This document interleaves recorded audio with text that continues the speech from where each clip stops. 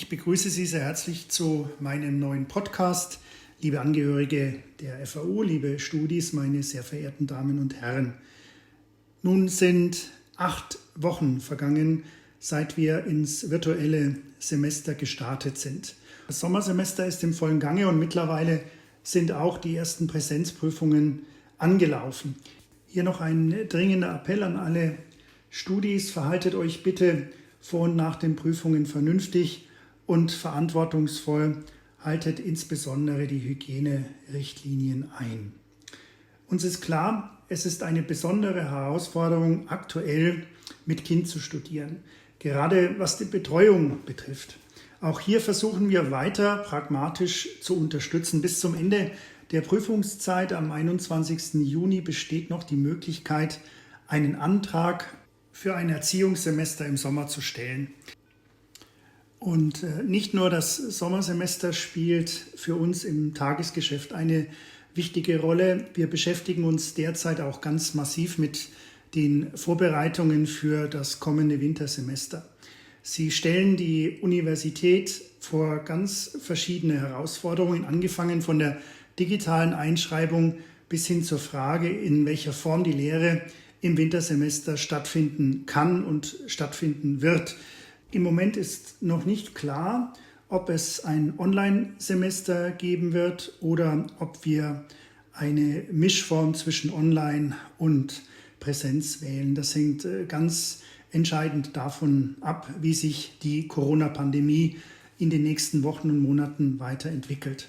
Insgesamt kann ich aber sagen, dass wir uns in dem aktuell laufenden Prozess sehr eng mit den anderen bayerischen Universitäten und unserem Ministerium abstimmen. Und unser gemeinsames Ziel ist, dass gerade unsere vielen Erstsemester, die im Herbst an die FAU kommen werden, einen guten Start in ihr Unileben haben und wir allen Studierenden weiterhin so gut wie möglich Unterstützung geben können.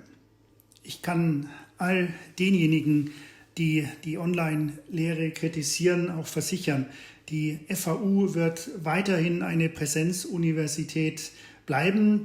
Denn auch wenn die digitale Lehre funktioniert, ist eine Universität ein Ort der direkten Begegnung und des persönlichen Austauschs. Und ich bin auch überzeugt davon, dass nur so Wissen und Innovation entstehen kann. Und natürlich ist gerade das Studium eine Lebensphase, in der sich neue Freundschaften und neue Netzwerke bilden, die oft ein Leben lang halten. Noch ein paar Neuigkeiten zur Forschung. In der letzten Woche ist das neue QS-Ranking erschienen und besonders bemerkenswert ist hierbei, dass die Friedrich-Alexander-Universität unsere FAU bei einem Indikator auf Platz 1 deutschlandweit steht, und zwar bei den Zitationen pro Professor. Und das heißt wiederum, dass die Arbeiten, die unsere Professorinnen und Professoren veröffentlichen, von anderen Wissenschaftlerinnen und Wissenschaftlern wahrgenommen werden und zitiert werden. Und das ist damit ein Maß dafür, welchen Impact die Forschungsarbeit hat.